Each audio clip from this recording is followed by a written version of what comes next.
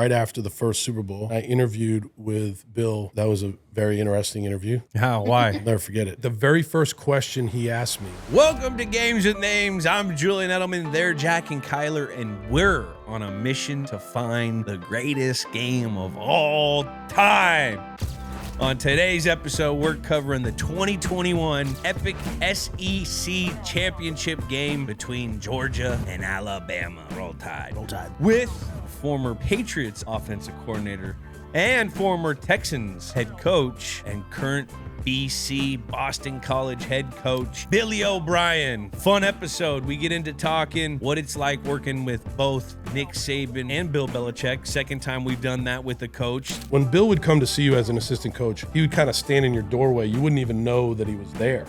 Coaching a Heisman winner. I will never bet against Bryce Young. And then we drop into the process of drafting a slapdick quarterback and turning him into a receiver. I'll never forget this. It was the night. It was right before the draft. Basically, Bill came down the hallway. He's like, "Hey," threw these beta tapes on my desk, and he's like, "Hey, watch this kid from Kent State." I've been waiting for so long for someone to answer this question the way he did. And then we wrap it up with the old hotline. You got to stick around. Some funny questions. Let's go. Let's go.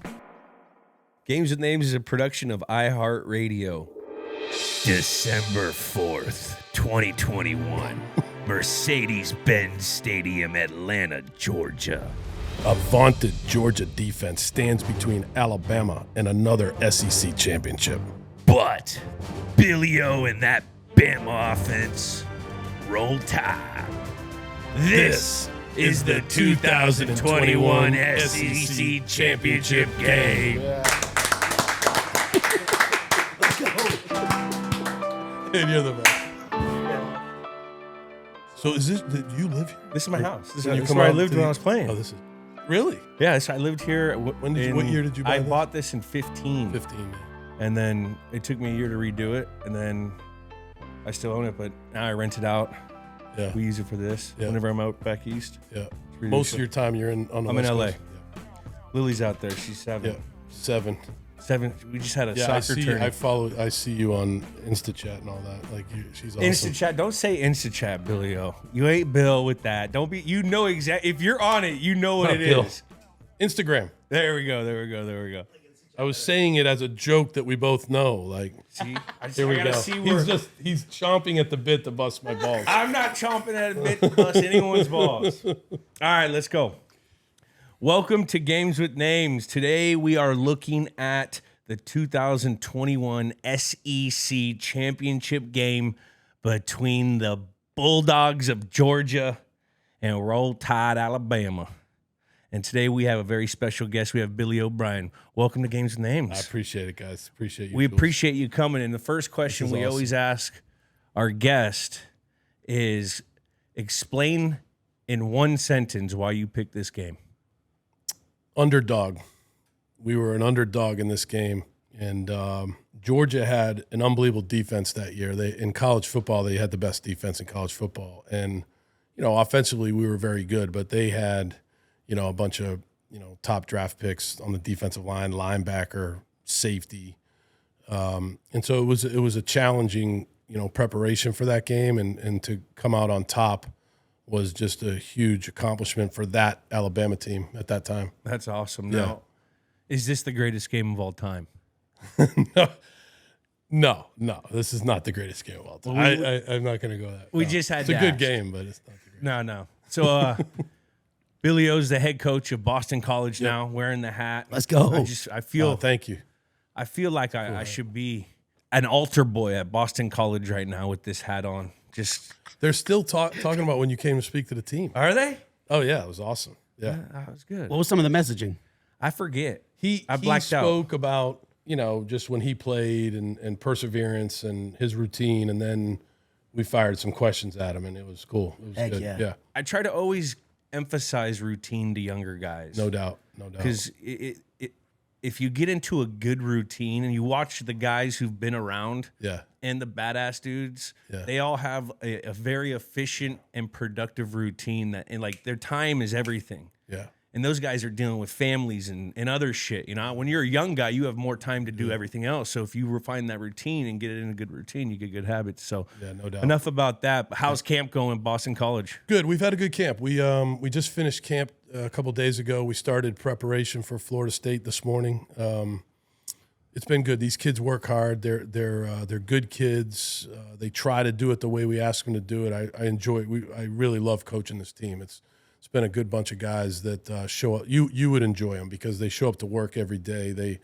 They don't complain. They're ready to go. And look, it's a challenging opener down at Florida State, but these guys they're very excited for it. Yeah, I went and got to experience a little bit of the Boston College team, and I felt that in the room, in the auditorium when I was talking to the guys. They were hungry to be a part of something, but to like really learn football. That's right. And that's tough for younger football players, especially I don't even know how it is nowadays with the NIL, for guys to really put their heart into what we're believing as a team instead of, like we always had on the wall, mental toughness, doing what's best for the team when it may not necessarily be the best for you. And it's a great point. I mean, a lot of these kids nowadays, not just our guys, I'm just saying overall, are very, results oriented. You got to win, you got to do this, and as you would be and you told our team this, what's important is the process that occurs before you win, the preparation to win. And, I think our guys are understanding that a lot better than they did 6 months ago. It's a daily process though. Yeah. It's different. You gotta, that's the time you use to learn your team. You got new players, you got new coaches, you got new everything every year. And, that's awesome. Now, what was in the decision-making process to go to Boston College? Yeah, I was at the Patriots, and it was a rough year, Jules. You know that. I mean, and we could have stayed there. I felt like it was important for Jerod to hire his own people. I came there to work for Bill, and when you're a new head coach, in my experience, you want your own guys underneath you, and so. Ryan Day called. I went to Ohio State. Ryan Day's a guy that's been a great friend of mine for a long time, awesome guy, and from New England, from New Hampshire, and we've known each other a long time. So I took that job, and then this job came open a month into that job, and my wife, Colleen, went to BC. I have two sons. My oldest son, I think was kind of dealt a bad hand in life, born with a brain malformation. He's 22 years old.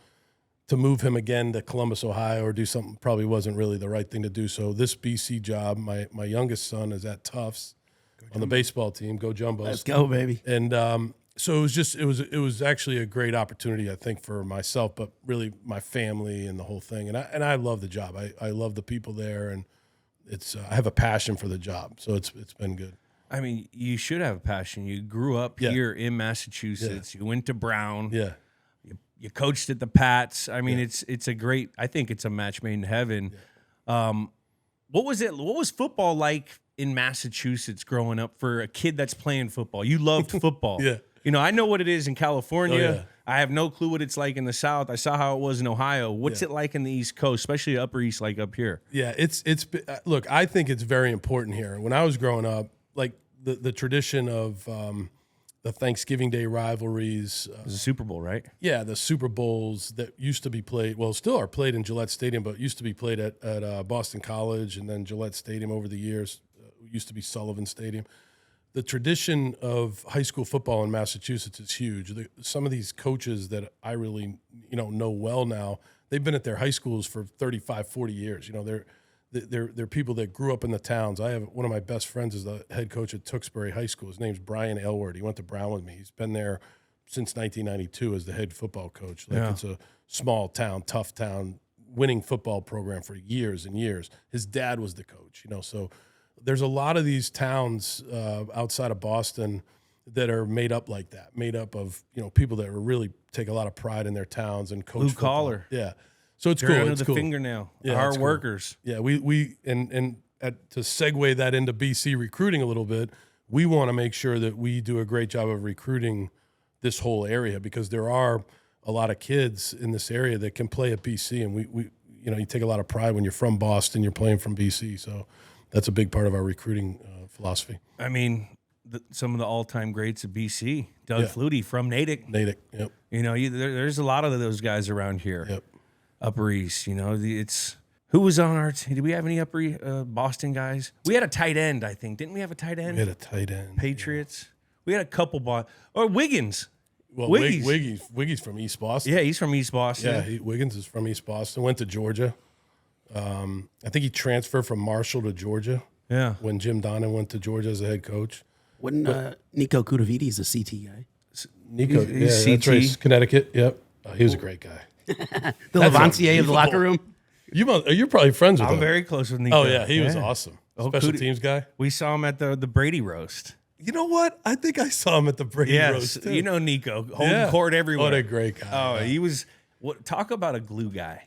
Yeah, That's a glue guy right there. He keeps the guys sane in the locker room.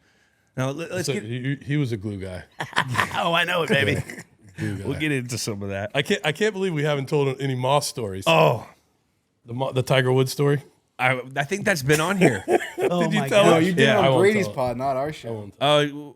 Tell him the break. So Tiger Woods, Bill comes in to a meeting and basically says, you guys think you know about hard work and routine and things like that. You don't know anything. And boom, here comes stuff about Tiger Woods. Like, this guy takes 100 sand shots a day, 50 drives a day. He putts 1,000 putts a day. This guy's like early golf, early in the morning, golf course, late at night. They got to use headlights to light up the golf course for him. He's got a presentation. Yeah. Look, this guy's. Yeah, you guys go to film. Vegas. This guy's in the sand traps, just fucking practicing all the time. These other guys are out partying, blah, blah, blah. This guy's working. That's what work ethic is, blah, blah, blah. So fast forward like 4 months it was wintertime. December.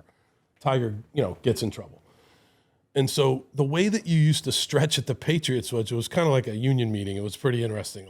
Like the receivers, if there were two fields, the coaches would be in the middle, kind of going over scripts, making sure.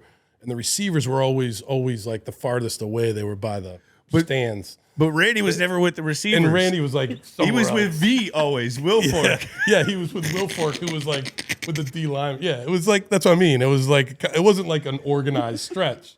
And so everybody's walking out. And I actually happened to be standing next to Bill, and we're going over like the script. Like, Bill, hey, look, we should show him this or whatever. And all of a sudden you hear, hey, Bill Belichick.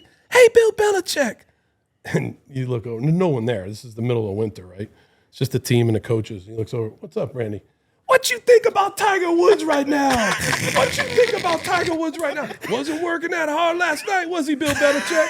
Not that hard last night. How many sand traps he was hitting out of last night? Nope, not too many. He kept it going. He kept it going the whole time. Everybody was crying, laughing. Dying laughing. my Because, gosh. it's like a union meeting, but no one's talking to fucking Bill like that.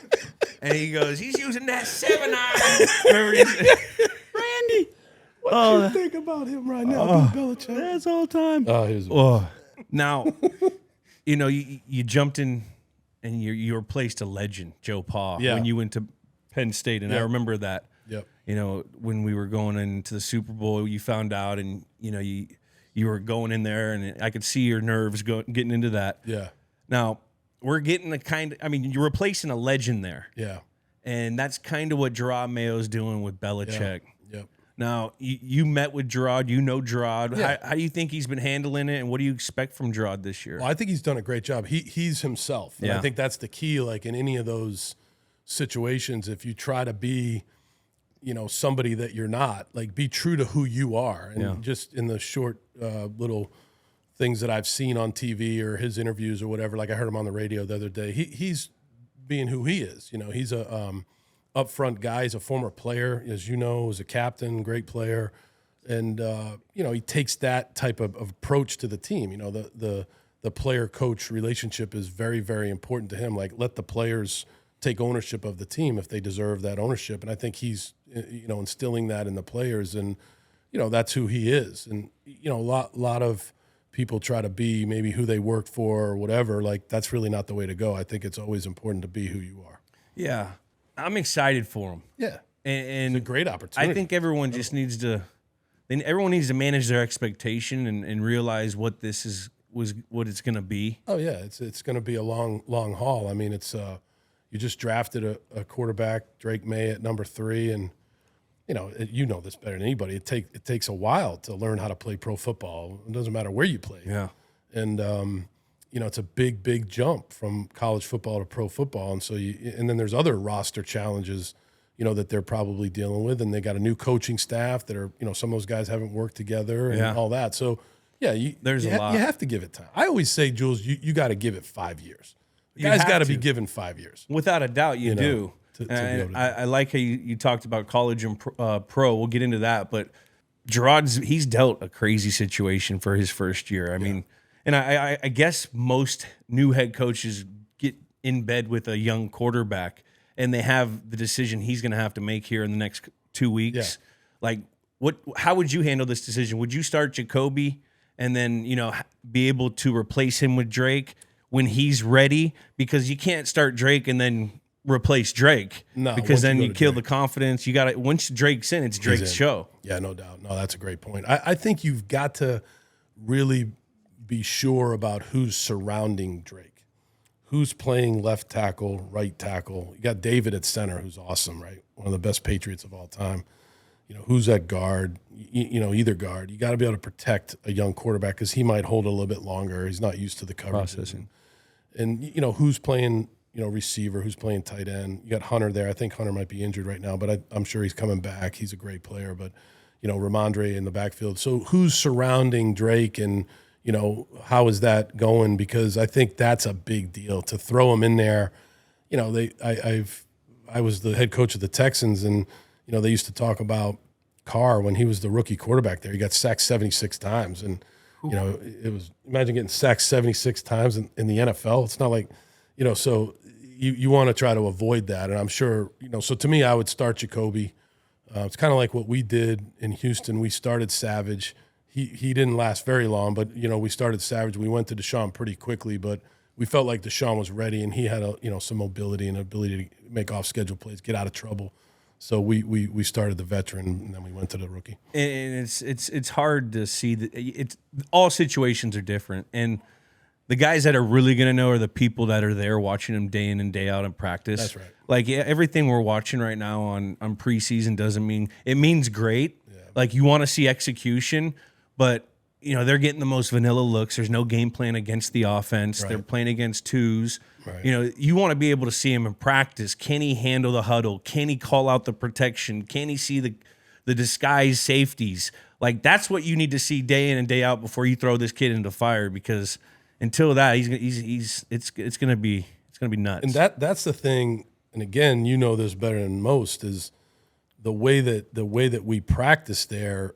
In many ways, in all ways, prepared you guys for the games, right? The situations. Practicing at the Patriots. Yeah, practicing at the Patriots and the different things, the challenges that you had to deal with every day just from going good against good. Wasn't always against the scout team, right? Yeah. So, and then all the different situations, the mental process that you had to have to approach practice every single day. Like you're exactly right. Like they're the only ones that know how he's handling that. So we'll see how it goes. So we'll see what he comes up with.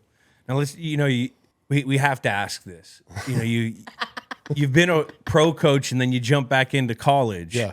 Like how crazy is it dealing with this NIL, yeah. the transfer portal? You got to recruit your own players each. There could be a guy waiting in line for the next year, but then he's getting. How is it handling college football nowadays? It's got to be tough. It is. But I do think and I know you would agree with this, because for example, your relationship with Chatty-O, right? Like you had a great relationship with Chatty-O, right? He was a great coach for you and position coach. And, we have to do a good job at BC when it comes to retaining players of showing them that we can develop them, that we care about them, that we want to establish a relationship with them. We're more about, the whole person than we are just football.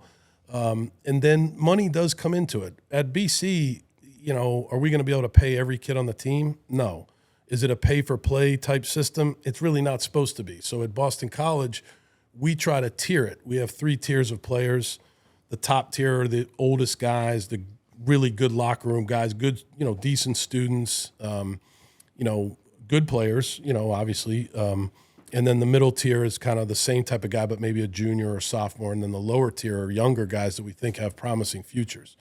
So that's how we do it. We have a great collective called the Friends of the Heights, and they handle all that. I don't really handle a lot of that. They do that, and we also have a company that we deal with, Accenture, a guy named Doug Phillips who really helps us on a day. He's kind of like the middleman, and so we have a process to how we do it. And look, it's if you stick to your criteria of what you're looking for in a player, and that criteria for the player, that guy sticks to that.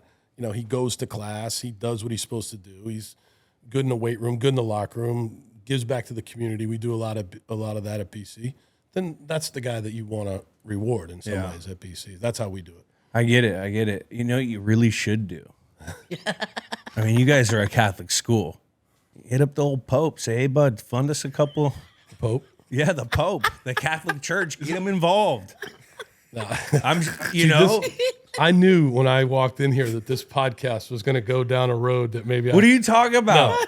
I mean, I don't think I can Tim ask the Pope for Tebow money. can circumcise kids in Philippines. You could ask the Pope for $10 million to get your Catholic school very good. I don't think I can. Yeah. Let's transition. I don't even know how to respond to that. I have to go to Father Leahy first. He's the president of the university. Then maybe we can go. Maybe we can approach Archdiocese, whatever it is. We'll figure it away. We'll figure out a way. Now, let's jump into the pros. You start with the Patriots in 07. Yeah. How did you first off get in the trust circle with Bill? Yeah. Like, how do you get this opportunity? Because usually Bill home grows his guys. Yeah. And you know the reason why you remember Chatty O, he was kind of an out of towner. Oh, I can tell you that story too. Well, that's a great story. At Baltimore Colts, his dad, Chatty O's dad, was the trainer, and that's where Bill got his thing. So there was some kind of connection. What's your connection to Bill? My connection was I was at Georgia Tech, and there was a guy named Jason Light who was a scout at the time, a regional scout he's the general manager of the Tampa Bay Buccaneers now, awesome guy. At that time, he was like a regional scout in the South for the Patriots, so he covered the ACC and the SEC. And I dealt with scouts a lot at Georgia Tech. So when an NFL scout would come in, I was one of the coaches that would talk to him. And so we got to know each other, and happened to be that he kind of lived near me too. And so once in a while we go out for a beer or whatever and talk about the Patriots. So at the end of the day, there was a quarterback opening right after the first Super Bowl.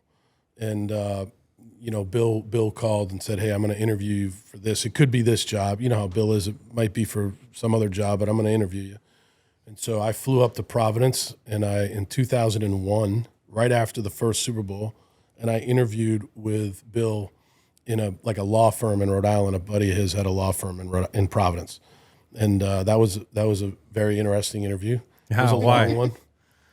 I'd say the very first question he asked me, we got there, shook hands, hey, how you doing, all that, and then went right to the interview. It was in a big staff room type setup. Glass doors. I'll never forget it. And he said, all right, teach me the quarterback center exchange. So right off the bat, I had to get up and teach how a quarterback takes it. And we were a shotgun offense. So I was just like, okay, I figured it was going to be teach me about this read on this play. Because he had all of our tapes. So we had watched a lot of games at Georgia Tech games.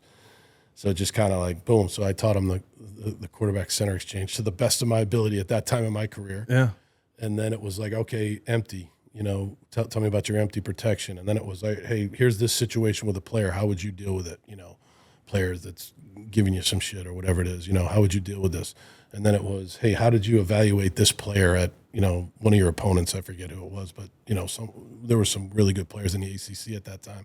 Hey, what'd you think about this player? So it was like a back and forth of, a lot of different areas of football. That was one of the best experiences very early in my career. So that's fascinating. So at that time, he's hitting you with so many different situations. He wants to see, hey, can this kid teach me the most remedial thing? Yeah. I want to see how he teaches a 5-year-old this. Yeah, it was cool. Because a lot of these guys are fucking 5-year-olds when we come into that locker room. Yeah, just really athletic 5-year-olds. But but I didn't. So at that time, I don't totally remember what happened. But I didn't go there. I didn't take that job. But you didn't get the center exchange very well. Yeah, I did, I probably did. I actually think I interviewed pretty well, but whatever. It didn't work out, right? Didn't work out. But then we kept in touch. We kept in touch over the years, and different jobs would come open, and he would say you don't want this job, or this isn't a job for you or whatever. And then I was at Duke, and a quality control job came up at the end of the 2006 season, which thank God, because my 2 years at Duke were two of the worst years you could ever imagine. We were not a very good football team at Duke. So Bill had a quality control job. So I went to the combine, and at that time I had like 3 interviews. I had an interview with the Saints with Sean Payton for the same type of job, interview with the Texans, Gary Kubiak for the same type of job, and then an interview with Bill and Josh McDaniels at the combine that year for that job. And this won't surprise you at all, but the Saints were going to pay me like $120,000, the Texans about $120,000, and Bill was like, "I can pay you $55,000." I was like, "I'll take that job." So I was the idiot that took the job for $55,000 at the Patriots or whatever it was. And my wife looked at me like, "What?" Because we were making better than that at Duke. And I said, "This is a great opportunity. We got to do this, Colleen." And she said, "Okay, we're doing it." So we moved to New England. Wow. Moved to Boston. Nice. Wow. And he doesn't just get to Boston. So let's talk about that 07 season. Oh, man.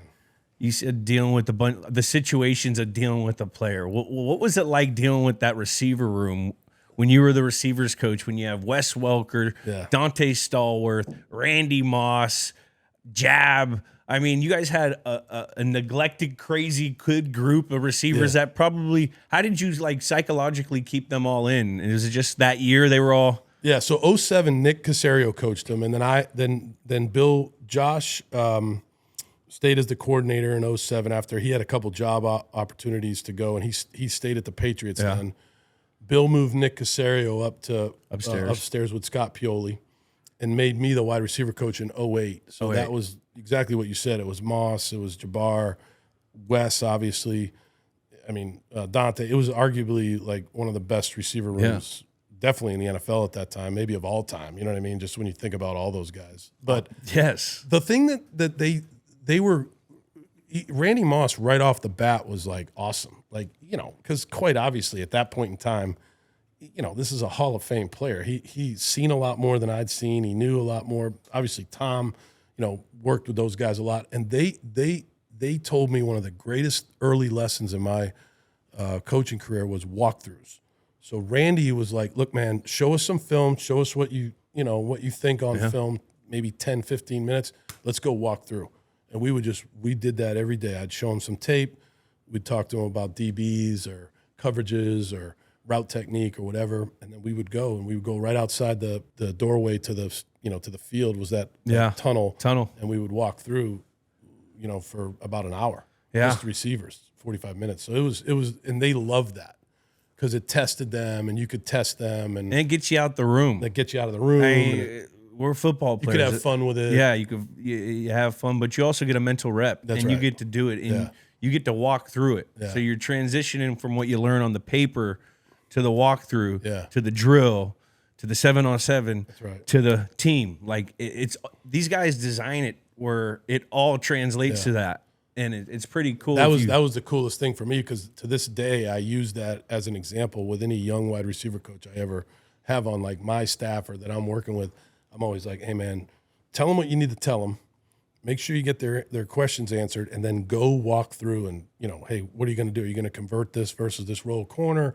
Are you keeping this on versus, all the different things, as the leverage, like how are you attacking this leverage?"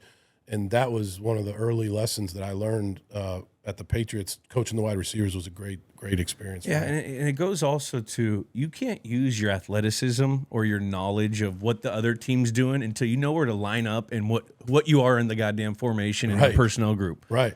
Like that's half the battle for a lot of guys. Right.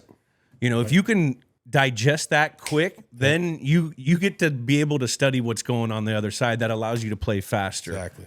So when you do a lot of walkthroughs, which we used to walk through for the walkthrough by the time, Billy O was, in Penn State, wherever he was in that time, by the time I was getting up there, it was like we walked through to walk through, guys getting mad. But, I look back on it and it's the best thing for you because it's a rep. Yeah, no doubt. Now, any fun Patriot coach stories? We had Mickey D's in here last night and he was telling us that Coach Scar used to, what is it, narcolepsia, where you fall asleep a little and then wakes up doing sit-ups in the middle of a coaching staff meeting. Well rested with a sick core, bro. But doing like we already heard Ives, he falls asleep a lot. What we got any inside fun stories? Any competitions with the coaches? Oh, we got a lot of funny stories with the coaches.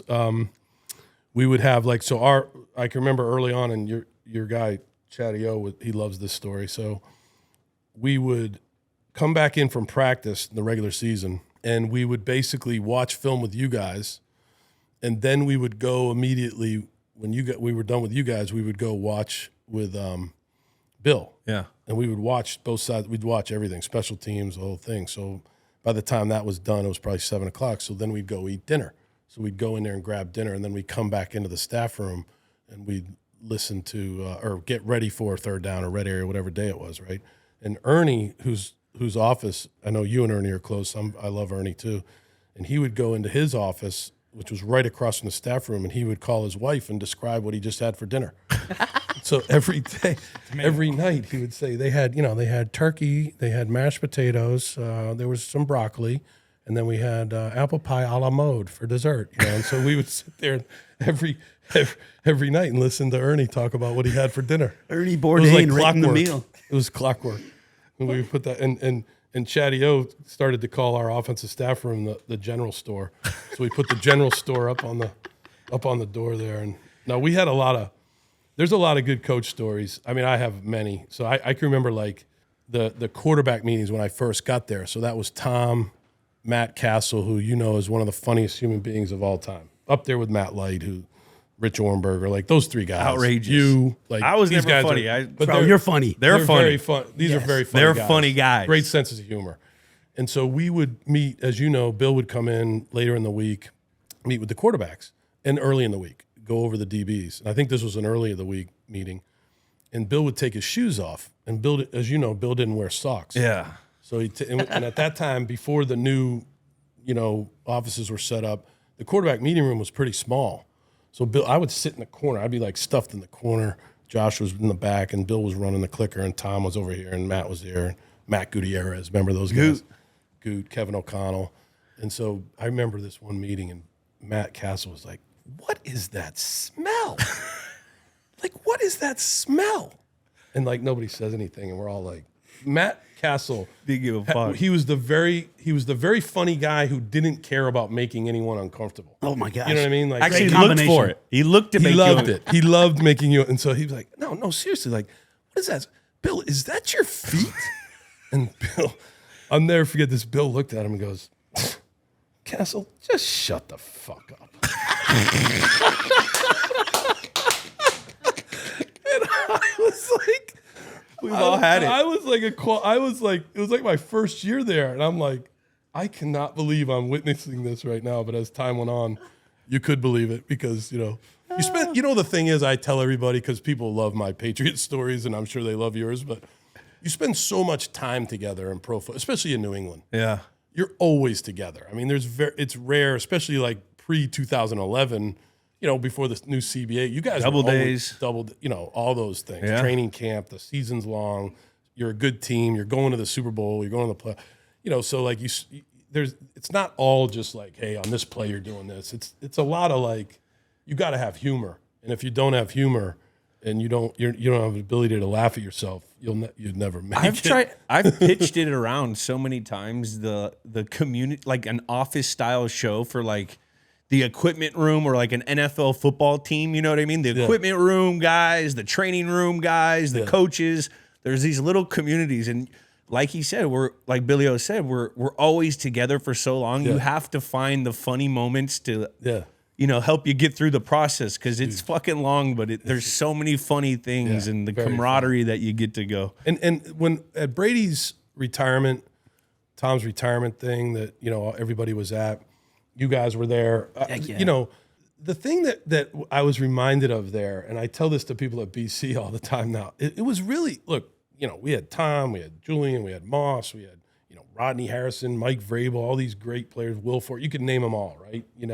All these unbelievable players, but they were also great people. It's about the people. and the work ethic and the intelligence and the ability to be a great teammate and the humor. And and that included the video staff and the training staff, and Everyone. the equipment staff. There was just Teddy Jerod, Bill, shout out. and Bill put all those people together. He really did. He put all those people together during those years, and I'm just a firm believer in that. If you get the right people together, you got a chance to win. You know? That was a fun reminder. Yeah. The Tom event, just seeing everyone, because you see guys, and I'll come back and see, Teddy, Jerod, Jimmy, and everyone in the building. But to see everyone in the same area, you haven't done that in a very long time, and it felt like home again, and it felt comfortable. And it was all, it was fun to celebrate Tom. No doubt. How was it coaching him? Yeah, no, so basically I went from 08 wide receiver coach. Josh got the Denver job, and Bill, I'll never forget it. My wife and I were going out to dinner. We lived in Medfield, and we were going to the mall, to California Pizza Kitchen. CPK, baby. Nice. It was like a place we would go. And, Fucking great. And Great it was barbecue pouring chicken rain, pizza. and my phone rang, and it's Bill, and he's like, "Hey, listen, Josh is taking this Denver job. Listen, I'm going to make you the quarterback coach. But, look, I'm not going to call you the coordinator, but you're going to do all that. Like, you're going to do, like, just so you know, like, you're going to script and you're going to do this. And I'm like, okay, great. It was like a 2-minute conversation. That was it. Look, I was like, hey, Bill, I appreciate it. All right, see you Monday. Hang up. Boom, just keep going to California Pizza Kitchen. I hang up the phone. I turned to my wife, and I was like, I think he just said I'm the quarterback coach. So it was just a great, that was a cool night for my family, and to have the opportunity to coach, obviously what we believe is the greatest quarterback of all time. When he was out on the West Coast, and he came back for OTAs that year, 09, the year we drafted you. Yeah. I'll never forget this. He came in my office. He said, look, I want to be coached. He's like, look, don't waste my time, but I want to be coached. And he was right about that. And I learned a lot about, how he wanted to be coached, what he wanted to know. Like, I can remember one of my first meetings, I was so prepared. I had this like book of like computer reports, and I gave him this. I'm like, Tom, look at this book. And he's like, what is this? I want one sheet. I want one sheet that tells me boom, boom, boom. First, second down, third down, boom, fronts, pressures, red area, backed up, the whole thing. And I was like, oh my God. So, but from that point, I did the one sheet, and I use that one sheet to this day for quarterbacks, because he wanted to be able to think quickly. He didn't want a big computer report. He was a guy that if you showed him that you could work with him, like you could take in his input and show him that you could work together to formulate a really good offense, like then you were going to have a great relationship. And I think that's why he and I got along so well, because we had our ideas, and then he would come in on Tuesdays with his ideas, and we would put those ideas with ours, and I would put it all together. And then each night I would have to email it to him. And so I don't know if I think Josh probably do the same thing, but like, he went to bed early. So if it was like, Tuesday night for Wednesday morning, here's the game plan by 8 p.m. Here's the game plan for third down by 8 p.m. on Wednesday, for, red area 8 p.m. on Thursday, for the next day.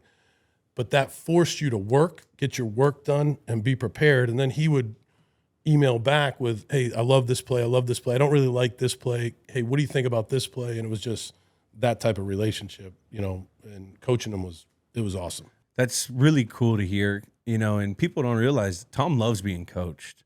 I mean, Billy O was probably so overwhelmed jumping into that thing, because when I got there, they already had 3 Super Bowls. Yeah. They were already the Patriots. Yeah. And that was like, and I remember seeing him throw for the first day. Yeah. And I was like, man, this motherfucker can throw. Yeah, it's a beautiful sight. You know what I mean? When he was throwing, he threw a 2-hole shot to Randy or something, and Randy late handed and didn't even have his button chin strap buckled, and they look like pro A1. And to hear that he liked to be coached is awesome. Yeah. I mean, to the point where you coached, where you guys are damn near fist fighting on the sidelines. Billy O. Can we get into that? No. What happened there? No, hold on now. I mean, fist fight. Taekwondo Underwood. You were at practice. You know how practices are. Once again, going back to, you're really like brothers. Yeah. You really are with your assistant coaches. Sometimes you just want to slap the shit out of your brother.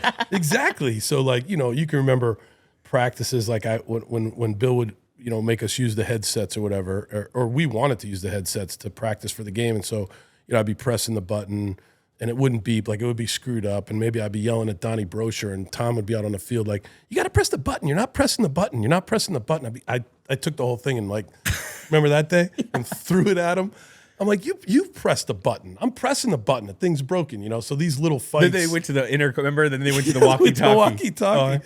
But I mean, these little things would come up. And so in that game, Dion had gotten hurt and leading up to that game late in the week. And we signed Tyquan Underwood, who now is like the receiver or works with the receivers now. Yeah. We signed him late in the week. And we were driving the ball and somebody else got hurt. So Tyquan had to go in. And we ran Branch. Yeah. And he had the in cut. He was the X. And he didn't run a great in cut. He kind of faded. And Josh, what's his name? The corner for the Redskins undercut it. Tom kind of looped it in there. So we come over to the sideline, and Tom's, ripping Tyquan. Oh, yeah. And I can remember Wes like, all right, man, like, let's move on. Like, basically like, we all just got to move on. We were frustrated because we weren't moving the ball well that game. Yeah. Like, there's a lot of shit that goes happen on the sideline. Yeah. So then it just became, I don't want to get into all that was said, but like, hey, Tom, like, basically like, you need to shut the F up. We got to move on now because Grossman's driving the ball. We're going to possibly go to overtime. Yeah. And you remember who intercepted the pass to end the game was Jerod Mayo. Yeah. I bumped the guy. I was playing defense a goddamn week. That's right. That's my time. What was Damn in there? baby. So, but anyway, so he said, you want me to shut? You shut. And then it was just like two 15-year-olders like just yelling, shut the F up back and forth to each other. And Bill came over and was like. I'll tell you right now, that was the brilliance of Billy O because he liked to fire guys up. And we all knew Tom liked to be fired up because we all know Tom plays better pissed off. Yeah. Like that's the truth. And there's a lot of those Jedi mind tricks that I think that happened over there. Yeah. To piss him off because he played better pissed off. Yeah. It didn't, you remember. And like, the next day, no one. It's like a 2-minute thing. It happens. It happens. It was over. Game day is like a battle day, and I don't like making the comparison to the guys that do it, but shit happens. Yeah. Next day, you see him at the coffee line. Oh, how's the wife? You don't even remember. You don't remember. Right. Move on. You remember you remember our rookie skit? Me and Hoyer. It was me and Hoyer being you and Tom. Yeah. Because Billy O loved yelling at me. The motherfucker loved yelling at me. I had Julian. Can I just tell the whole thing? So Julian, basically, Bill came down the hallway one. I'll never forget this. It was right before the draft, and Bill had 3 beta tapes in his hand, and he kind of like when Bill would come to see you as an assistant coach, he would kind of stand in your doorway. You wouldn't even know that he was there. And you'd look up and go, oh, there's Bill. Hey, Bill, what's up? And so he's like, hey, threw these beta tapes on my desk. And he's like, hey, watch this kid from Kent State. He plays quarterback in these games. It was Ohio State. It was BC. Yeah. And it was one other big team. Iowa State, some other big school that he had played while he was there. And he's like, don't evaluate him and don't come back and tell me he's a quarterback. Like, he's not a quarterback. This is, just watch this guy. So I know you ended up, but anyways. Perfect passer. So you watch him and, not to, denigrate anybody, but the offensive line wasn't always blocking for him. And he's breaking 5 tackles just to gain 5 yards. He's got great playing strength, very competitive. So I wrote up that I thought he could be a safety, obviously a slot receiver. And I thought he could play running back too. So then I wrote that up, and Bill and other guys did too. I actually think Jason Light was the one that kind of like was pushing it, behind the scenes. And so, so then he sent Ivan out, and I think Scotty O to work you out.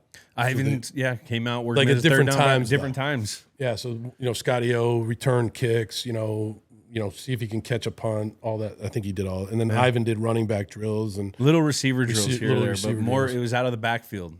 Ivan put me up on the board. I had my coach come teach me about my scat protection, just stuff, just to put me up there. I was like, yeah, they ain't coming to get me. So then I tell this story all the time because I love this guy. I mean, he's like, incredible. So then we get to the draft, and it's, I think it was a 3-day draft still at that time. 3-day. And so it's at late, and so Bill's like, we're going to draft Edelman. I'm like, oh, and we're going to make him a receiver. So we're just going to keep him at receiver, teach him receiver. We're going to teach him how to return punts, be on special teams. And so he showed up, and it was. I'll never forget this. And Tom was hard on rookies, and I was hard on rookies too. I mean, I really was. But like, it was Welker in like when you did routes on air, it would be Welker, who was incredible, Julian, who was learning, and then Buddy Farnham. Wasn't it Buddy Farnham? Or wasn't he the third guy? Maybe. I don't know, but there was another guy, and Buddy's from my hometown, so I just want to stick his name in there to get Andover mentioned a little bit. Yeah. And so Wes would run the route, and Tom would throw Wes the ball. Yeah. And Jules, I mean, you'd step up and run the route basically the same exact way that Wes ran the route. And, Exactly. And Tommy would be like, Jules, I mean, didn't you just see how Wes did it? And Wessie. you'd say, Wessie. I'm doing it the same way. But you know what? Over time, he stuck with it, and he got better and better, and then returned punts. And he was hurt a lot he had injuries when I was there. Yeah. And so he became Julian Edelman kind of like after I left. But I mean, in the 2009 wildcard game, we got drilled. He was the best player on offense. I mean, he made a bunch of plays in that game, and we came in after that game and said, like, this guy's going to be a great player for us, But I think you had like broken arm maybe. I broke my arm, and I had hernias. Hernias. I had the hernias at training camp. I played with them. But just a great story of the resilience and just sticking with it, and one day at a time, all that. You live that. It was a grind. Yeah, no doubt. Like the coaches felt, like we heard from Josh and now Billy O, it's tough to coach there. When you're a young football player and you're being evaluated at everything you do, you don't really know what's going to, you're playing the numbers game. I remember Billy O came up to me after I housed a punt. I housed my first preseason game. Philly. I had a pretty good game. I opened the game with the tackle on kickoff. You did. Housed a punt, and I had Tom's first catch. You did. Out of his ACL year. So there was First a lot drive, of nerves. Touchdown. Yep. There was a lot of nerves going into that game because, it was the first time Tom was seeing live bullets. There was a little extra going into it. And the next week, I feel like I got a little clout. I had a couple plays. I sprained my ankle. Yeah. And then I was out for 3 weeks. And so I didn't know if I did enough to make the team. And so it's cut time. Billy O comes up to me. He goes, "Man, it's cut time. It's going to be a tough one," or something like that. But then he would give me a nugget in the meeting. He would say, "Now you need to listen up. We could have a 4-wide package in the," and he'd always. But then after he would, cut time's coming, man. Just keep your phone on or something. Don't ever get comfortable as a coach or a player. But I do use, obviously, you as an example all the time of like staying with it, whether it's overcoming an injury or learning how to play a new position or resiliency or never feeling entitled. Arguably, you have a shot to be in the Hall of Fame because of your playoff stats, and so like that's a lot of that. You played with a great quarterback, but most of that credit has to go to you and your work ethic and what you did. And I think that's something that young players, that's what I'm saying to the BC guys. That's why it was so important when you came and talked to them, because those guys are all like, oh my God, that's Julian Edelman. And knowing you when you were a rookie and then what you became is, it's a great story. It was a hell of a ride. Yeah, no doubt. Now, this is a segment where we go back in a time around December 4th, 2021. And go over pop culture and stuff. We see Encanto. You ever see Encanto? No. We don't talk about Bruno. No, I don't. Yeah. Bruce I don't Springsteen. have time for movies. Bruce Springsteen, you're Bruce guy, the boss. He sells his catalog. I love the boss. Yeah. What's I read his biography. I did read that. It was just a great book. You read that? Yeah. You read? You I don't know anything about the music back catalog though. Sorry, I apologize for that. I mean.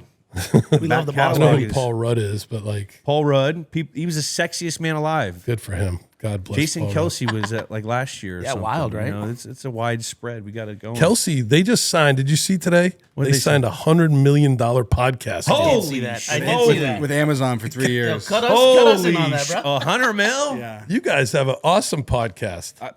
Billy O, That's. Do you know anyone at Amazon? You know anyone at Amazon?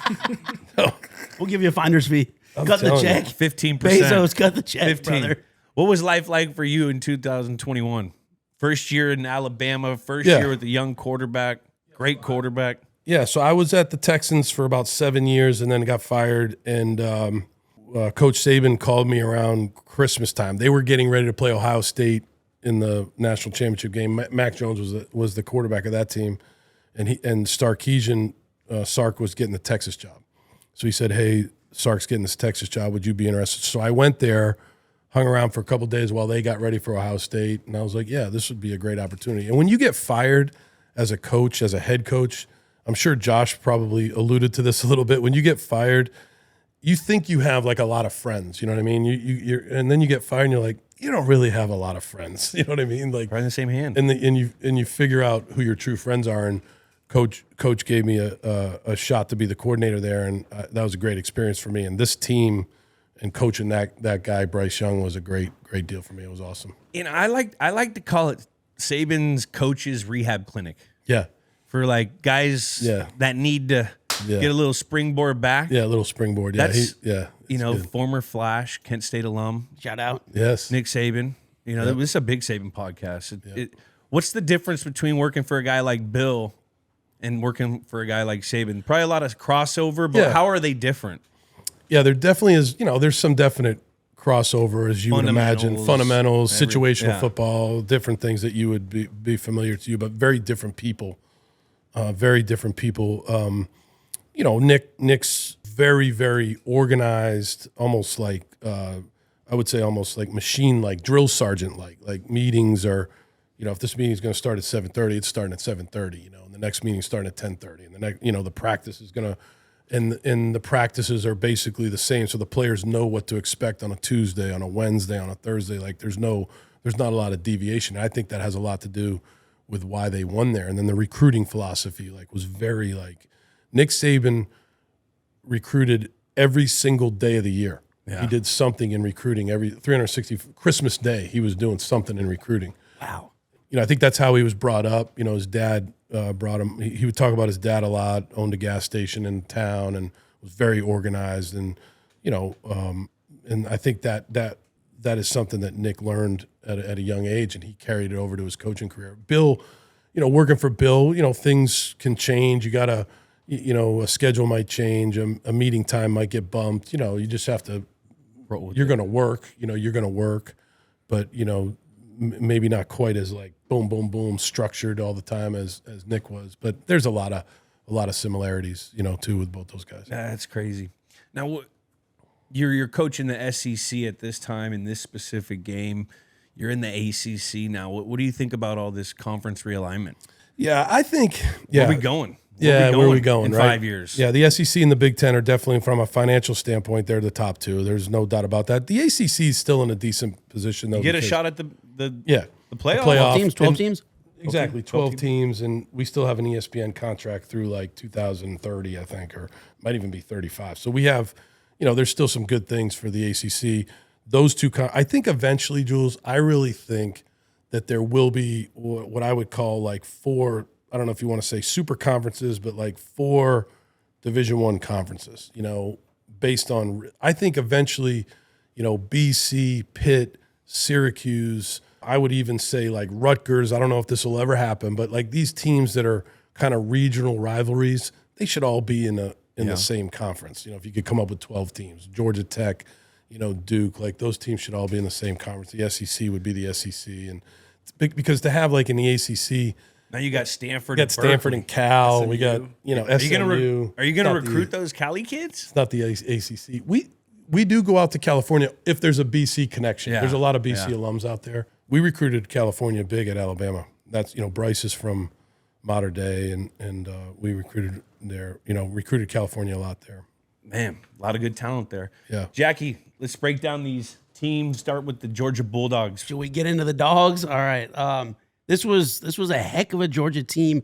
Vaunted defense, as we were watching earlier. Vaunted. Insane. One of the greatest. Insane. This was the 6th year of the Kirby Smart era. We got Todd Monken, who's now with the Ravens. Baltimore Ravens. He was the OC. Dan Lanning, who was now the Oregon head coach. He was running that defense. And the defense was allowing just 6.9 points per game, running through their schedule, winning every game by double digits except for Clemson back in week 1. Winners of the SEC East.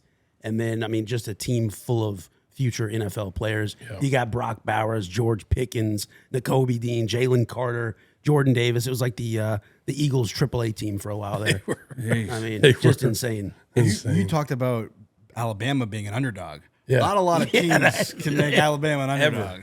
Yeah, no, you definitely knew that Georgia coming into that game, they had a great team. You know, Jackie just read off all those guys. I mean, you know, a lot of those guys are in the NFL now. And, you know, I felt like going into that game, we were at full strength. So we had 2 really good receivers. Jamison Williams plays for the Lions now, and John Mechie, who plays for the Texans. You would have loved Mechie. Mechie was just a very tough, good hands, could play all over the place. Yeah, and so and they complemented each other really well. You know, J-Mo was a shot guy, and Mechie was kind of the underneath guy. And we had a good tight end who plays for the 49ers now, Latu. Yeah. You know, we had some good linemen, and then we had Bryce. So Bryce was, you know, obviously not the biggest guy, not, you know, if you looked at measurables and things like that, he might not be the first pick. But when you watch him play and you coached him and you saw how smart he was and how he could anticipate and make great decisions and could, you know, signal a guy because he had a pro mentality playing the position. Yeah. And he was a very, very fun guy to coach. And he was obviously a huge part of why we won that game. Now, we'll jump into Alabama's roster in a second, but talking about Bryce, we were kind of like what we were talking about earlier with Drake May. You know, you can't just put a guy in there that doesn't have the line, that doesn't have anyone to throw to. Yeah, and I felt like that's kind of what he was thrown into last year, that with the situation. Is there some hope for this kid if they get some guys around him? You still believe he could play in the league? Yeah, you know me. Like, I love the players that I've coached. So I will never bet against Bryce Young. He meant so much to what we did there, and you know, we won 24 games there. We lost 4 games in 2 years there with him as the quarterback. 3 of those 4 were on the last play of the game. Yeah. You know, this guy, like, you know, he threw for 500 yards in that game that we're talking about. I mean, this guy was awesome. And, you know, I think it's exactly what you said. Like, for a guy like Bryce, he's got to have good protection. Look, if he has to throw hot or he has to redirect the protection, he understands how to do that. But he's got to have, you know, guys that can protect, and then he's got to have, you know, at least 2 guys to throw to. Yeah. And a tight end. I think a tight end. And then obviously, like I always say for these young quarterbacks, if they can have a decent running game, man, that can help you. Yeah. You know, where you don't have to rely on this guy to throw 50 times a game. Like, you know, if you can balance that off by being able to run the ball and throw the ball kind of balanced, you know, that would be a huge asset to a guy like Bryce. Definitely. And you talked about tight end, and they had the Brock Powers on Georgia. Yeah, he was good. He was really good. But they say he's Gronk 2.0 until you really – did you see that photo of Gronk next to him? Yeah, no. I would never compare anybody to Gronk. Gronk's best tight end ever played. Can you explain – we heard Gronk's version of his draft day visit. Can you give your side of the story? Can you give your side of the story? So we brought him in, and he had back issues, so Bill brought him in basically to get his back looked at. And Stoops was the head coach at Arizona at the time, and Bill had a good relationship with him, and Stoops was really vouching for Gronk. You know, like, hey, this guy. And so it was myself and Brian Ferentz. We took him into the team meeting room, and we were showing him some tape, and then we taught him a couple plays, and then we had him stand up, and he was like, you know, we were teaching him how to triple block and, you know, block down on a 6 technique and, you know, single block. I mean, we were teaching him all these blocks. By the time the thing was over, his shirt was like undone. His buttons were ripped. Like, Patriots draft interviews are pretty legendary stories. So then we taught him a play, like I said, brought him back in. Hey, you're going to teach us this playback. So we taught him special. You remember special? Special seam, so hitch. The special seam, hitch, the under, and the in cut by the X, right? So when we got to the X, which I never should have asked him this question because, you know, obviously he's a tight end, but I said, all right, the X. Now, if the will and the weak safety hit it, what's going to happen over there? Because we had said, hey, this is going to be a sight adjust when we taught it to him. And so he's looking at the board. I'll never forget this. He's like, "Sss." And I'm like, yeah, you're getting it, Gronk. You're getting it. It's, and he goes, sizzle? Sizzle? I'm like, Sizzle? What did you eat at Sizzler last night? Like, no, it's a sight adjust, Gronk.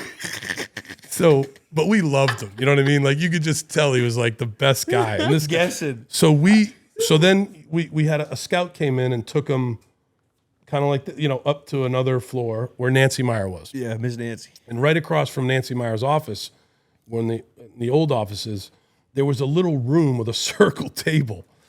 And so no one for a while could find Gronk. So like, where's Gronk? Where's Gronk? Like, because Bill wanted to see him before he left. Yeah. So finally, like, Nancy's like, he's up here. He's asleep on the table. So Gronk is 6 foot. You guys know Gronk better than me, probably. Gronk is a massive human. He's curled up on a circle table in this room across from Nancy Meyer. Oh my gosh.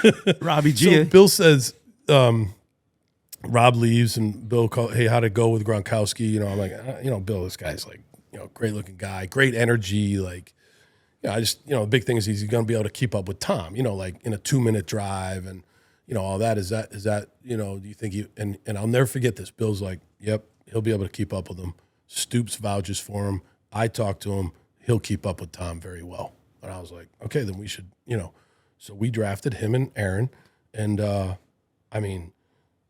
those two guys together were, and I know I don't want to get into the whole Aaron Hernandez thing, but talking about football, like that might be the best tight end tandem in the history of the game. In the history of the game. And they what we did when you were there in 10 and 11, we did a lot of no huddle and, we could be in 12 personnel and, you could put either one of them out there as a receiver. Uh-huh. And then Josh took it to another level when he got there. And it was awesome, man.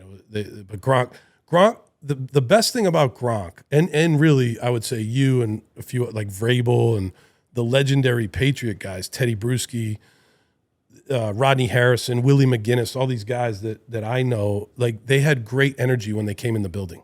Like when Gronk walked in the building, like he would, no matter what might be snowing, raining, hot, didn't matter, same great mood.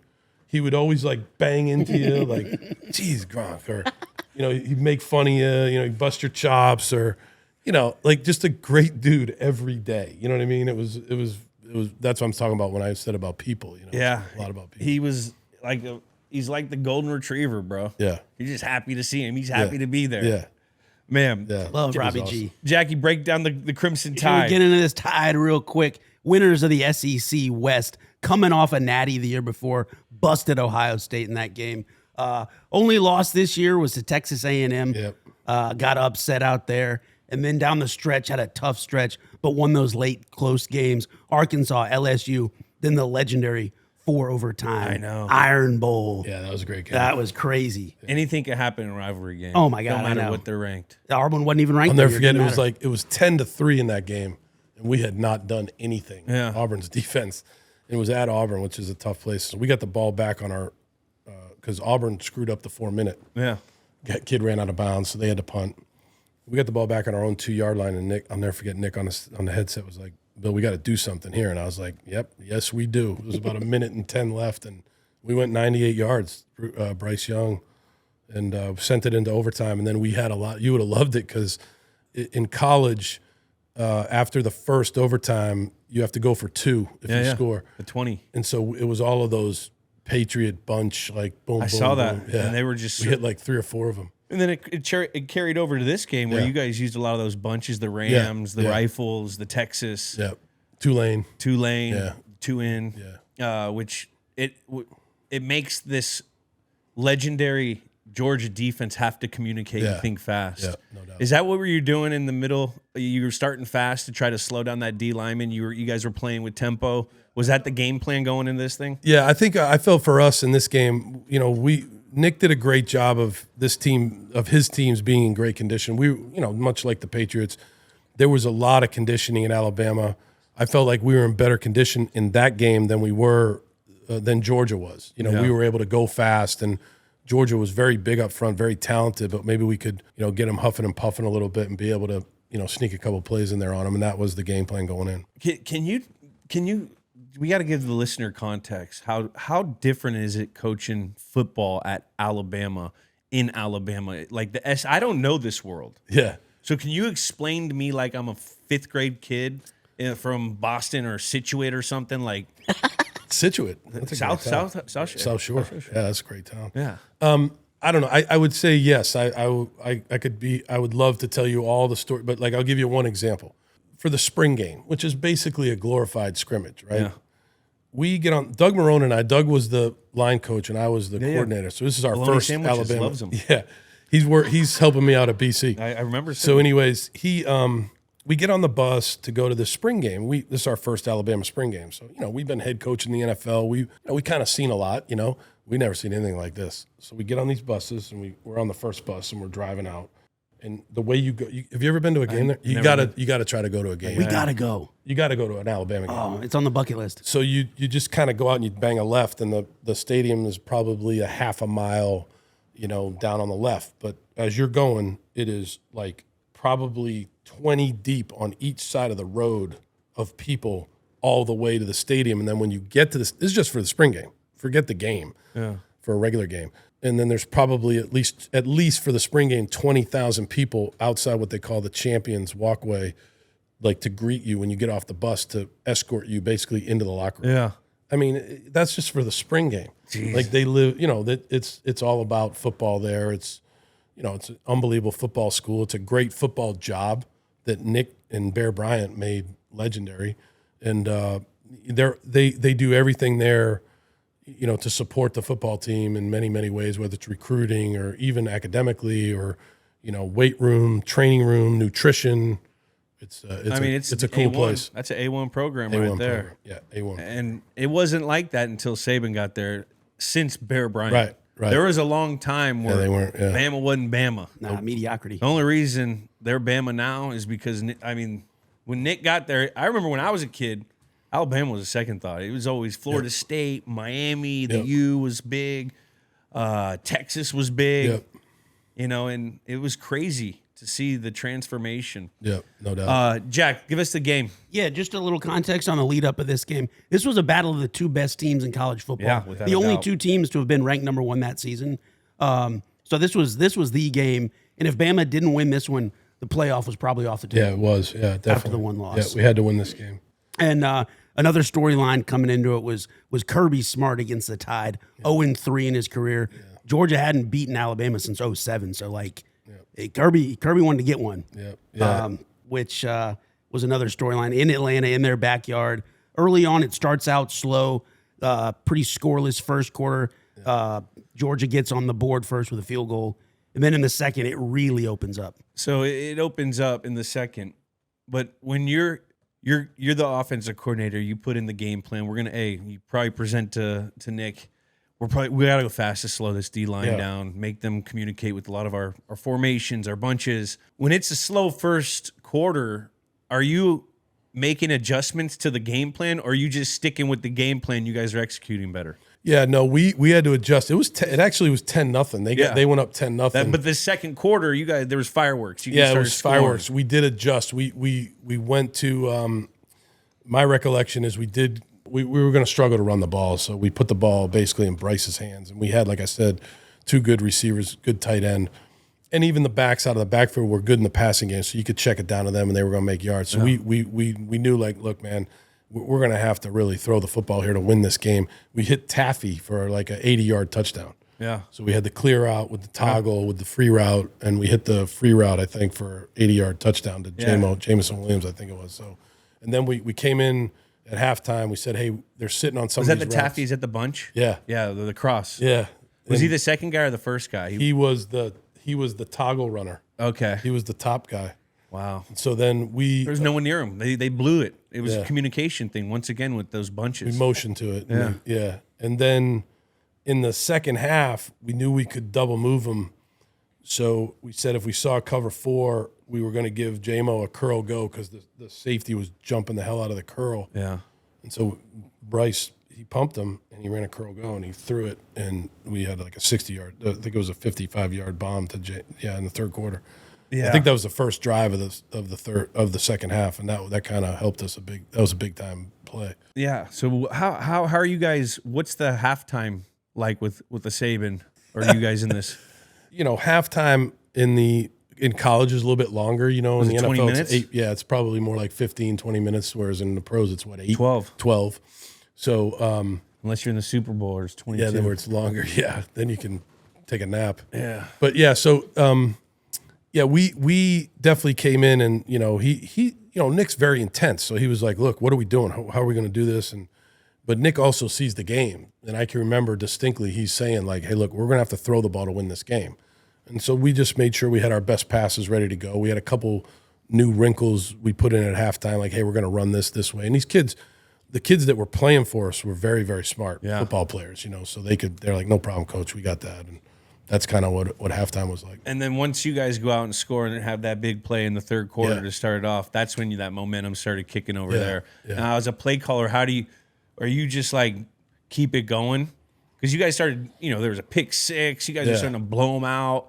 Now, what was the mentality on the play calling? Like, are we trying to run this thing down, or are we trying to fucking score?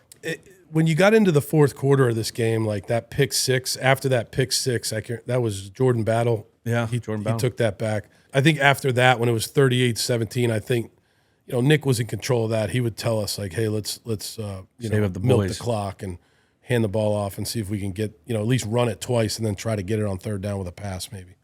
Now, the Heisman wasn't in yet for this? No. So this was probably a statement game for him. Big time. Auburn, and then he followed up the Auburn game with this game, and that's why he won the Heisman. I mean, I would say those two games were huge for him. How's that feel for you to be, your first year at Bama, for what you just came from? When you get fired, I mean, every coach has been fired in national or in football, any football. Every coach has been fired, but it really says something to someone to be able to, move on, turn the page, like Bob Seger said, and just get back on the road. And then finds this, and then he's got a Heisman Trophy winner as the play caller. I mean, how do you feel after that? That's a big year. That's a big overcoming of something, regardless. No, I do appreciate that. I think that coaching is like, like I described you playing. There's a lot of resiliency that has to take place in coaching. Coaching, when you get into coaching, you think everything's going to be, you're going to win every game, and that's just not the case, right? There's good years.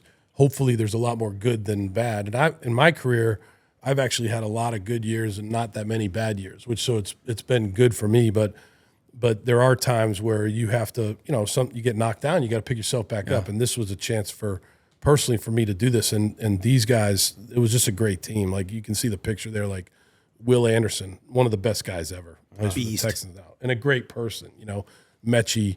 And then in this game, he tore his ACL. Yeah, and so then in the national championship game, which we lost, Jamison Williams tore his ACL on a pistol. Yeah, on a pistol, he kind of twisted around and go anywhere. And so we struggled without those two guys, and Georgia was good. So get on his toes. Yeah.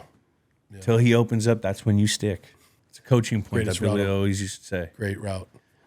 Now, Jack, sum up the game, and then we got to score this bad boy. Yeah, picked off Stetson Bennett twice there in the second half. Yeah. Held Georgia scoreless in the third. Ended up winning this thing 41-24.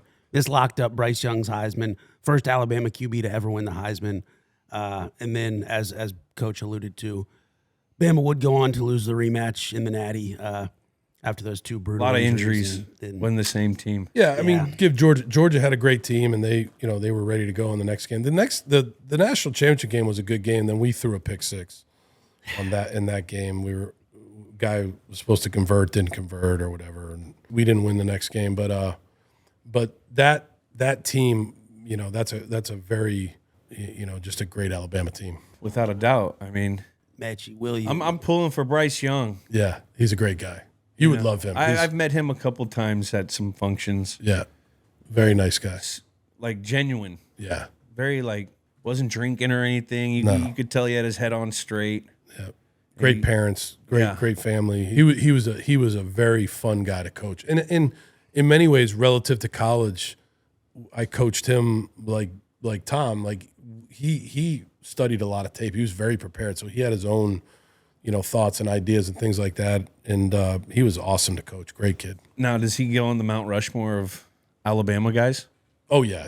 For quarterback, who's on that? Who else? Well, Joe Namath, Bart Starr, Tua. Bryce, Jalen, Mac won a natty. Got to put Mac up there. I I don't know how many guys are on Rushmore, but That's a big Unlimited. Rushmore. Unlimited, baby. they've had some great quarterbacks there. Yeah. Kenny Stabler, sorry. Kenny Stabler, the snake. He was awesome. Can't forget that joker. Man. All right, let's score it. Any leftover questions, Jack? Man, I got about 1 million, but I know we got to get through this. If can I get don't one have quick to one? rush. In? If you Can I got get one questions- quick one in? Yes. Can you explain rat poison to the people at home? Can you explain Nick Saban's rat poison? Yeah, he thinks that, and he's right. A lot of these kids, they're on their believe the hype. phones or, so they're reading, hey, Alabama's unbelievable. They're never going to lose. They're going to, run away with the national title. Like, just pumping them up all the time. Don't believe that. That's rat poison. They're giving you rat poison. They're making your head big, and you're not going to pay attention to the details, and you're going to lose. So You ever use that in a staff meeting with you guys? I don't think he ever used. Don't be using that rat poison. No, he never used that. His staff meetings were very were good. He every staff meeting he was very prepared for, and he gave you thoughts and ideas for that day or that game or whatever. It was good. His staff meetings. Were good. He's a machine. Same thing with Bill. Bill's staff meetings, you learn something. And the thing about Bill, when I think about Bill and staff meetings, and that's you as a coach, you learn the most in the team meetings and the staff meetings when you watch tape together. So some coaches will say, why am I watching the defense? Like, I'm on offense. Can I go now and meet with the – no, if you watch the defense and you listen to what they're talking about, that's how you learn defense. Yeah. And then you can go apply that with your players. And I learned that when I In went team meetings. when I went to defense. Yeah. Oh, yeah. That's right. Yeah. No doubt. Just like he with the guys that he grows from the ground, like Yeah. Josh McDaniels No and doubt. the Billy Flows and all. Yep. He cross coaches them first before they get to go to the side of the ball they want to go to. No doubt. Which I learned so much more that year about a defender and his technique. Now you hear it when coaches are coaching it to you, but to be taught the technique, I mean, I credit that such a huge part of how I learned how to run routes, and then obviously watching guys in front of me. Yeah. But like that was like huge, and then like how they were trying to disguise things. If you learn the nuances of like what the DB's doing, No doubt. it helped you. That's exactly right. Let's name the game. Is this the Roll Tide roll game, the Bulldog beatdown, or the Bryce Young show, Billy O? I got to something go with else. the Bryce Young show. Yeah. I got to go with the Bryce Young I think he show. threw for 460 in this game. So. 460. Hung up at over 500 yards on this Georgia defense. Yeah. Insane. On 115 on the ground, 421 in the air. It was Yeah, 421. what a game. Jesus Christ. That's What an offensive against one of the most legendary defenses. I mean, Jamison Williams alone had 184 receiving yards. Yeah, he did. Insane. Yeah. How good did that feel afterwards, Coach? It was great. I bet. My family was there. My son and my wife came to the game, and the locker room was because we were definitely, as you guys said, like it was rare for Alabama to be an underdog, and we were, and a lot of people picked Georgia to win, and we won that game, and that was a huge game. Wish we could have won the next one, but we didn't. But that was a great memory of that game, and that in the Alabama indoor facility, they have the years of the national championships, and they have the years of the SEC championships, which is a big deal at Alabama, and our year will be up there. So it's Heck yeah. It's a big year. yeah.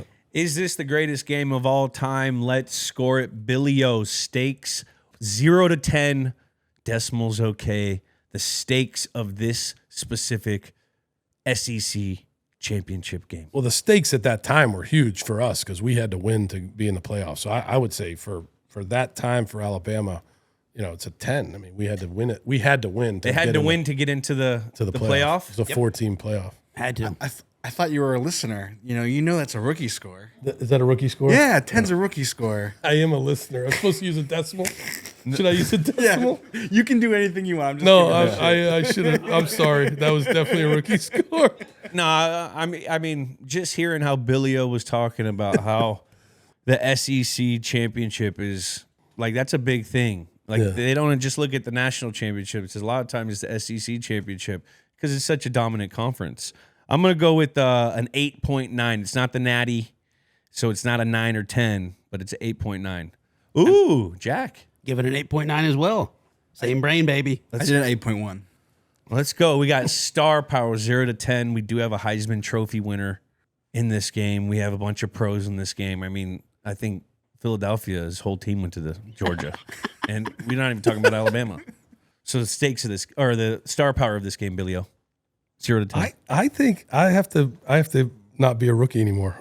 I'm going to go 8.6. 8.6. There it is. It's a good baby. score. I think it's definitely above 8. Yeah, I'm gonna go 8.4. 8.4. 7.3, Jack. Ooh, man, too low. Sorry, guys.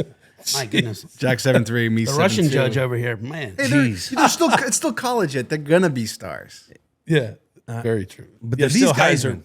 they're pro guys. They're pro guys. They don't get it. They kind of look down their noses. Hey, it Saturday- just means more in the SEC, baby. Okay. All right. massive Patriot fans. Let's go with the gameplay. All right. The gameplay of the game, 0 to 10 decimals. Okay, this was a close game in the first quarter. Actually, they were losing. There was a 10-0. huge swing in that second quarter. Then it was just straight bombs over Baghdad on the second half. So fun to watch. Yeah, me, I would say 8.8. 8.8. It was a blowout. It was a blowout. I'm gonna go with the 7 7 solid. flat. I have to learn the score system. All right, we're in the same neighborhood. 6.8. Same 6.8. neighborhood. You're getting 6.1. back at me for all the times What are you talking about? This is great. This is a great game Jules, to you go have to the an option national route on this, championship. I Jules. mean, we've had World Cup finalists. We've had World Series on here. We've had national championships. This is a great Yeah, it's a good conference championship. You know what I mean? The name of the game, the Bryce Show. Yeah, I think it's the Bryce Young show. I know, but would you have got to score the name that you Oh, came score up it? with. Yeah. Oh, I'm giving that a 9.5. Shout out Bryce Young. We're rooting for you this year, brother. I'm gonna go with the. I'll go with the 8.8. That's a high score. gonna be a good score. I don't give fucking. There's never been a 10 given. Oh, I Russian judge it again. 6.0. I with a 5.6. You know, do the is like- math. do a Kyler, do the 5.6. magic math. Calculating. We'll get all of our averages. So this is like Portnoy's pizza score. Like if he, It is. Kinda. Yeah. It is. One nibble. Everyone knows the law. 7.8. 7.8. Solid score. Where does that go in the games that we have done? That puts us just Oh, the greatest. one. 28th, just ahead of Elway versus Montana, the 1994 Week 7 Chiefs versus Broncos. That's not a bad spot. And just That's a good below, spot. That's just actually below the 2005 NBA Finals Game 5 Spurs versus Pistons. I mean, It's not a bad spot. So the number one game is the 2000. Oh, that was a great game, man. that was fucking all great. timer? That was freezing cold. It wasn't just that. It was just the storylines of it. Oh my god. The You're passing too- of the torch that kind of was there. Mahomes. Yeah. No, not yet. Not yet. But Mahomes. that's what I mean. Yeah. That's what they thought it was going to be. Wait, young fella. So the Malcolm Butler game. So we had a play in practice the other day that was basically exactly that play. Yeah. But the Wait, on offense or defense? the Seattle offensive play versus our defense. Yeah, okay. Versus the BC defense. And the guy didn't really, because, can't remember the guy's name. Browner stuffed the point guy, Got to. which allowed Malcolm to play over the top. Our guy didn't do that. So, the back guy got picked, and we ran the option and scored. And so I showed that play. Dude. Like, Heck this is yeah. why you have to, this is win Super Bowls, this play right here. And you should show them, I think it was do your job. I remember being in Arizona watching Josh Boyce score 5 fucking touchdowns on that same play. Yeah. And the whole coaching point was, Browner, you got to blow up the front guy to make traffic. Yeah. We got burned on that 5 times in practice on like the Thursday before the Super Bowl. Unbelievable. And then we kept on practicing it, and then they finally got it, but it was ingrained in their head. And then once the game came, muscle memory, you were able to hit it. It was gnarly. While we're talking about this, I've got a 2-part question. Yeah. One, what's the most useful Ernie nugget you ever got? And then second part, what's the most annoying Ernie card you ever Oh, had? God. So Ernie, some of the smartest people I've ever met were at the Patriots, coaches and players. Like that was the other thing too. Like there was a lot of, intellectual capacity at the Patriots, which is a huge thing in football, especially. So Ernie had an incredible memory, and I've watched your guys' podcast with him. He's awesome on this. Like if you could have him once a month, I'm sure, because he could remember. So if you went to him and you said, "Hey Ernie," I'll never forget this. I went to him and I asked him about what we call a Toro situation, which before Jules would. So it's 3rd down to 4th down. The offense doesn't have any timeouts. They need a field goal to win. They're in field goal range. Maybe it's like 3rd and 20. Was it 22 seconds? There's 22. This is the question. I was like, "Hey Ernie, what do you think's the least amount of time that you would need to complete a 15-yard pass, be able to get up there, run the field goal team out and all that? And so he said, so this is, I want to say I was running the offense. So it's probably 9 or 10. Yeah. 2009 and 2010.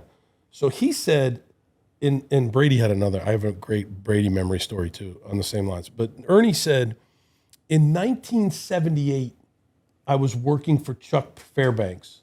Love and the Fairbanks. same situation came up. We were playing, I forget, maybe the Steelers. I forget.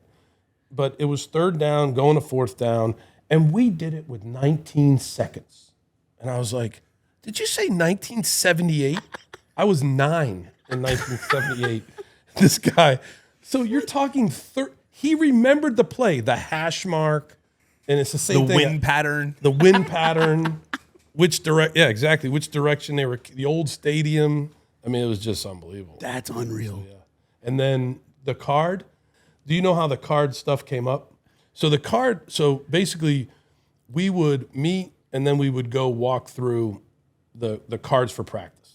So Bill was getting kind of pissed because the guys would go out and we'd have, really good practices because they had already walked through the card. Maybe there'd be a screw up here and there, but not many. There were a lot of perfect practices when I was at the Patriots with the good teams. No MEs. And so no MEs, things like Missed that. errors. So Bill was like, you guys you walk through the cards and then it's the same cards that they see at practice. I mean, this is ridiculous. So you know what we're going to do on Fridays? Me and Ernie got the cards. So I'm like, he started doing it with Josh. Because he did it in 07 or 08. And I can remember Josh like, oh my God, this is going to be brutal. So Ernie, we would go out to practice and Ernie would have some defense on the card that was, if you watched the last 2 years of the defense that we were playing, you wouldn't have seen that. So Tom would always go, Ernie, they don't do that. Ernie, they don't do that. And Ernie would go, they did it 10 years ago against the Giants in regular season week 10 or something. Like, what? Who did? Was the court? But they did. They did. If you went back and looked it up, they did some crazy exotic blitz. Exotic. And in the end, what it was a lot about trying to keep Tom on his toes because Tom was Tom was a brilliant player. So like it forced him to think about who he was going to make the mic and tell this guy to run the. You know what I mean? Yeah. That's a lot of it had to do with challenging the. They coaches wanted to and put Tom. you in an uncomfortable situation in practice. So right. if it came in, it didn't matter if the play we were practicing was going to be the play we're going to do in the game. If that situation came where we didn't see something, we could still do something about it. Yeah, exactly. And you wouldn't just shit your pants and say like, "Oh fuck," you know what I mean? Yeah. So it was a lot of that, like I was saying, that Jedi shit. The idea of Tom yelling at Ernie like, that's not fair, that's cheating, Ernie. It's awesome. I love that. Oh my gosh. Yeah. But the same thing would happen when Vrabel would be on the scout team. Oh boy. Oh yeah, and Vrabel, you gotta get Vrabel on this. I know. Give me some good Vrabel stuff. Oh, Vrabel was awesome. Vrabel would be like, he would play safety on the scout team, and if he ever picked Tom off, he would take the ball into the backfield and just spike it right next to where Tom was standing. And nothing pissed Tom off, and they're like best friends, so nothing pissed him off more than that. And Vrabel would just be like, he would line up down in there. We'd be playing the Steelers, so he would be playing Palomalu. So he'd get down in there in the A gap, and Tom would be like, Mike, they don't do that. And Mike would go, Palomalu does it. Troy's gonna do it on Sundays. I promise you that. Like it would be like this back Antagonizing them, just antagonizing them. Oh, it was awesome, man. That was when practice was cool. Do you remember when you were there when Gronk pulled out the easy button on Friday? No, I told this story about Gronk the other day. Gronk was a rookie, and Bill would come in on Wednesdays sometimes, and he would test the team. Quiz us. He would quiz them. And as assistant coaches, you had a 7:30 meeting, so you would alert these guys like, hey, man, you better know your stuff because he's going to test you today.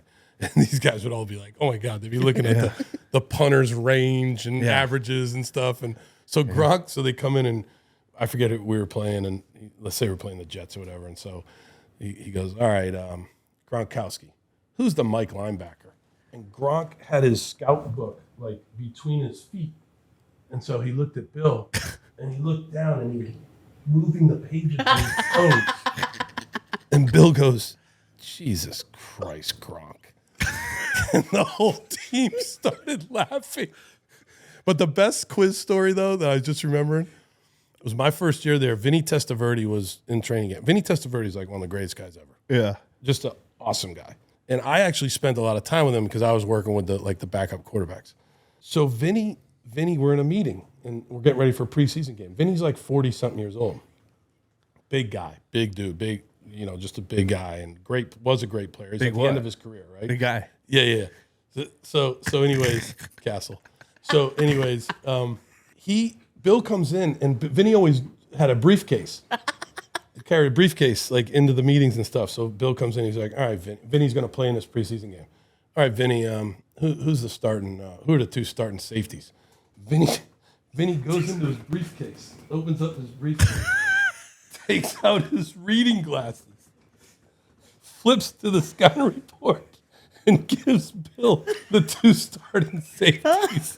The whole team is in tears laughing. Bill goes, Jesus Christ, Vinny.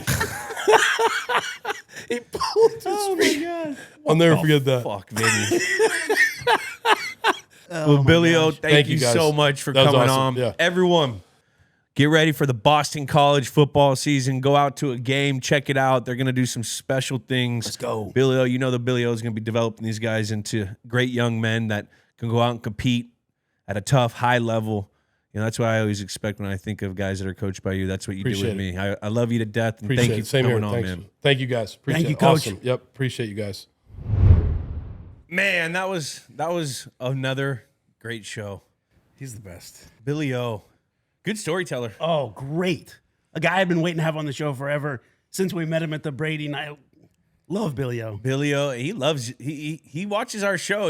His favorite episode, he said, was what? Baron Davis BD, one? baby. Love BD. He did come out with a bit of a rookie score, Rookie score.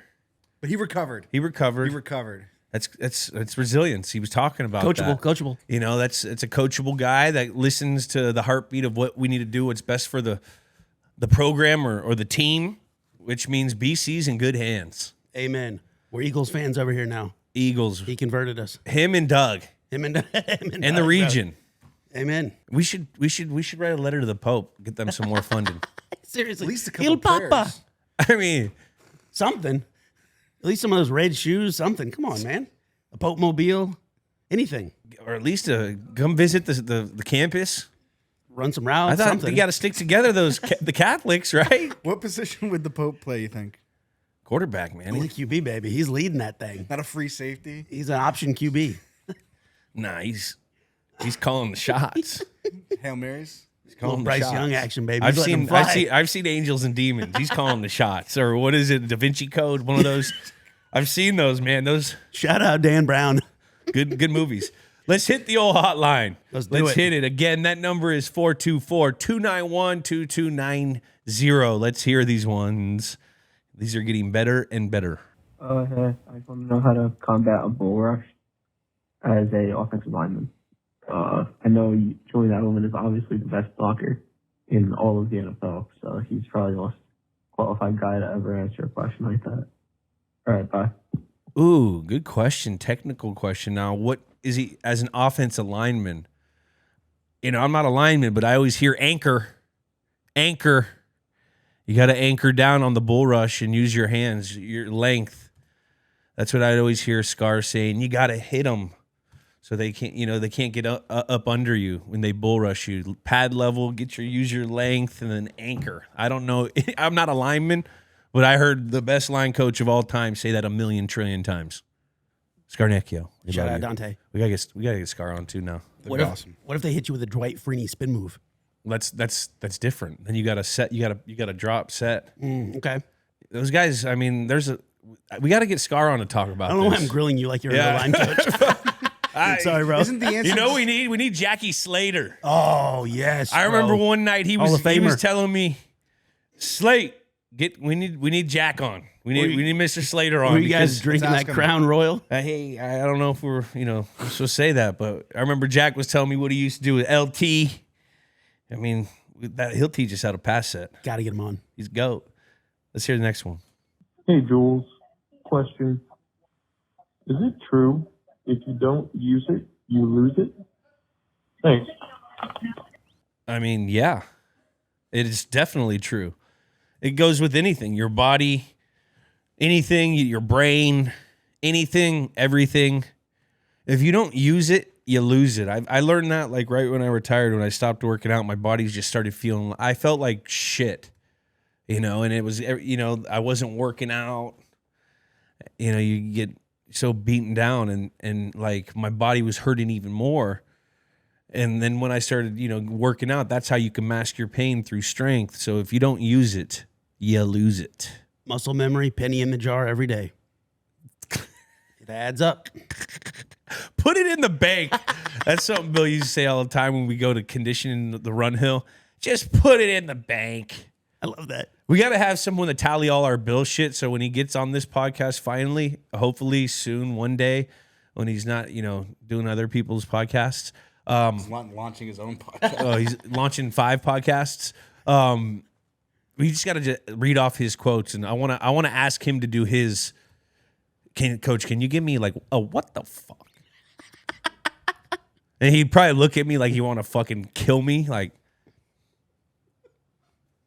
what was what I just said? Put it in the bank. Put it in the bank. What's the program one? Huh? Like, we're not on the program. We'll make it like that Simpsons meme, like, say the line. Yeah. Coach, can you just say asshole? Fucking asshole. Can you say fucking asshole? Like back in the E-Bombs World days, have like a Bill Belichick soundboard. Oh, we need a soundboard. We definitely do, bro. Soundboards are a death of a podcast. We cannot do a soundboard. No, I don't even know what a soundboard is, Bill, but for Bill, we could. All right, next question. Hey, Jules. I'm Jake from Eastley, South Carolina. My brother looks up to you, TB12, and Rob Gronkowski as one of the GOATs to ever play the game and his idols. So I know it says if you're seeking sports advice, hit the hotline. But, I'm going to hit the hotline to ask you a question. So, 1, what made you and TB12 have such a good connection on and off the field? And then 2, why did you shave your beard? It looks so sexy on you, bro. Connection is practice repetition. To make it look good on a Sunday, you got to do it like a trillion times. I don't even know the number, but we had to do it a lot. And then cutting the beard, my mom likes it cut. Lily kind of likes it cut. Can't be too short because the stubble hurts her. So I don't know. I just get bored with the beard. It's a lot of work. You can't even drink when my beard gets long, I can't drink slam my morning smoothie. Then it gets in my lip, and you got a flax seed in your fucking stash. The flavor saver. You know what I mean?